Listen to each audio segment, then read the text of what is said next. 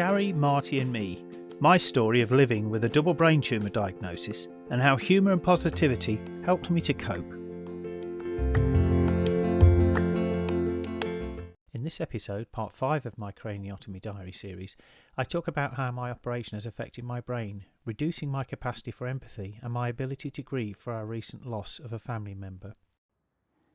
I am now building my fitness back slowly as I reach the 2-month mark, and I've been told to take things steady until at least the 3-month mark, but I've managed to get back up to jogging 3 kilometres in a half-decent time. One of the things we've noticed which was warned about was short-term memory loss. And I have noticed silly things really, nothing major, but somebody will mention something to me and it's gone with it almost instantly. The most recent issue was when we were out for a meal and I was ordering food and drink on an app, added a bottle of wine to the app, immediately forgot, then added 2 glasses of wine to the app and just pressed order. And first time we realised what had happened was when this enormous quantity of wine arrived at the table.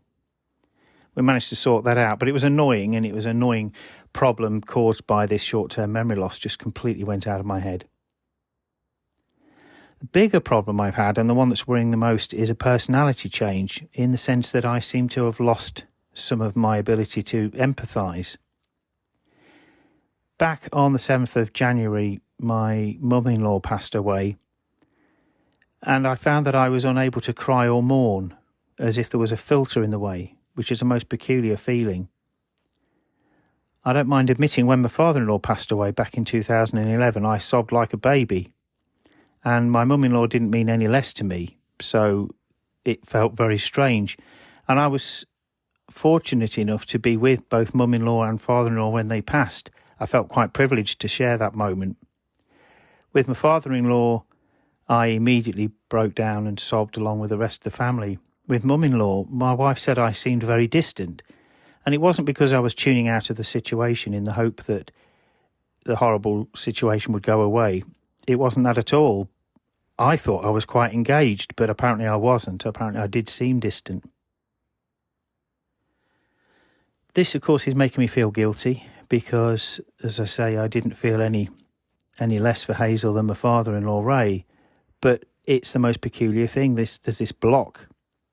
So I did what I always do, which is I went to the Facebook group for the tumour survivors and found that actually quite a few people responded to say they'd had the same thing, including one chap who'd lost his own father but found himself unable to mourn or cry. It's worrying, not life-changing, but it is annoying because I feel that my emotions are sort of bottled up and I've not been able to release them, and I can't. And no matter what I do, my brain won't let me do it, won't let me process it. It's also a time of big change because with the loss of Hazel, there are no more ties to Harrogate anymore. So we will be on the move again this year. We'll be heading down to Suffolk to be near our eldest daughter. That's great in one way. It's nasty in another way because we're only able to do it because we've lost my mum-in-law. But we have to try and be positive now and be ready for the next phase and the next sort of chapter in our life. But it will be strange to not to have any ties to Harrogate. And for my poor wife, of course, she now has no parents, so is feeling sort of lonely in the world, which I can understand. So I'll be as strong as I can for her, and I'm trying to be as understanding as I can within the limits of what my brain will let me. I certainly don't want to seem unfeeling or uncaring, but it's the most peculiar feeling when you've got these emotions want to get out and the brain just won't let you. So if you've got a craniotomy coming up and it's going to be on the front right lobe, that's one of the things I wasn't warned about. So just keep that in mind, that you might find a change to your personality or ability to cope with grief or sadness, or I guess even happiness for that matter. But it's very strange. It just leaves you feeling a little bit numb. Not quite lobotomized, definitely not that bad. But it is funny when you realise you have changed and there's nothing you can do about it. So I'll just wait now, see if that changes and resolves itself.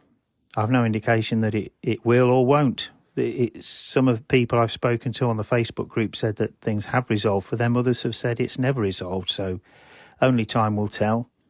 But it is a big new phase, and if you have a craniotomy coming your way, just bear this in mind. It's worth being aware of it, and I wish I'd been sort of aware of it. It might have helped me process things as the awful events of the 7th of January were happening. So I hope everything's good with you. Take care. I'll speak to you next time. Bye.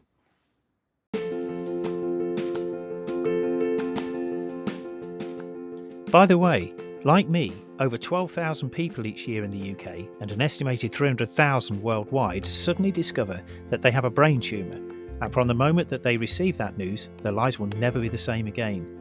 This podcast has been created to try and raise funds for the Brain Tumour charity, who've been a big support to my family and I. As well as offering support to individuals and families, they fund life-saving research in the hope of ending the harm done by brain tumours. If you can help in any way, big or small, please go to www.justgiving.com/fundraising/Stuart-Hannah.